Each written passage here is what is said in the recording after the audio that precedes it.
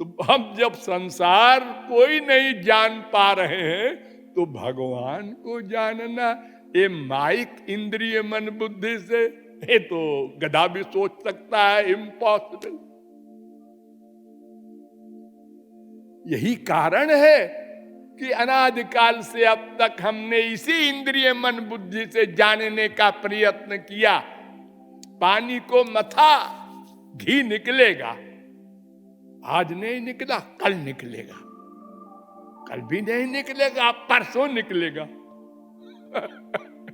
भाई नहीं तो कहां से निकलेगा? इंद्रिय मन बुद्धि की गति नहीं है वहां।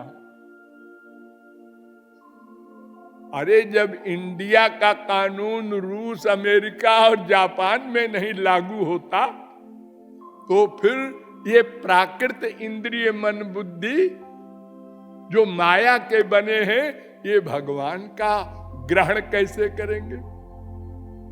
स्पेंसर एक फिलॉसफर हुआ है विदेश में, उसने कहा बड़ी सीधी सी बात है मनुष्य, अगर कोई भगवान को अपनी बुद्धि से समझ ले तो वो भगवान माइक होगा, मटेरियल होगा,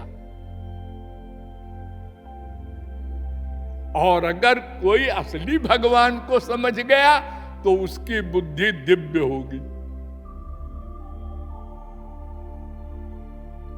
अनंत जीवों ने भगवान को समझा, पाया है, देखा है, लेकिन भगवान ने जब अपनी शक्ति, अपनी बुद्धि, अपनी इंद्रियां दी हैं तब देखा है, तब समझा है।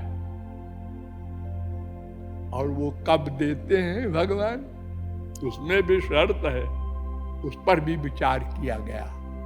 कर्म, ज्ञान, भक्ति, ये तीन मार्ग हैं वेद में, शास्त्र में, पुराण में, हमारे गधों के संसार में भी। हम क्या करते हैं? कर्म, और बुद्धि से ज्ञान, और मन से प्रेम। ये तीनों ही काम तो हम भी करते हैं क्योंकि हम सच्चित आनंद के अंश हैं।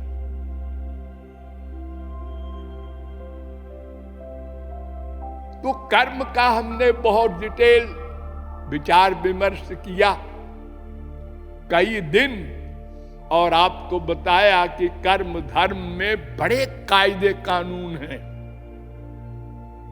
बड़े कड़े कड़े कानून हैं वेद के। जरा भी त्रुटि हो जाए तो कर्मकांड करने वाले का सर्वनाश हो जाए, और अगर सही सही कर्म धर्म का पालन कोई कर भी ले तो स्वर्ग मिलेगा बस। वो स्वर्ग तो हमारे मृत्युलोक की तरह है। जैसे यहाँ का एक भिखारी एक अरबपति, ऐसे यहाँ का एक अरबपति एक स्वर्गवासी। ये बाहरी स्टैंडर्ड का अंतर है, अंदर वाला तो सब वही रोगी है, सब दुखी, सब अशांत।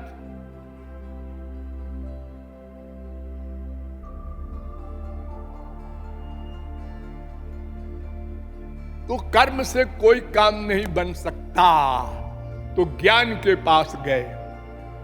ज्ञान का अधिकारी और बड़ा है, वो कहते हैं कि मन को 100% वश में कर लो, फिर उसके बाद हमारे पास पढ़ाई शुरू करने आओ।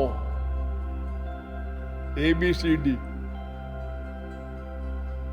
साधन चतुष्टय संपन्न होकर।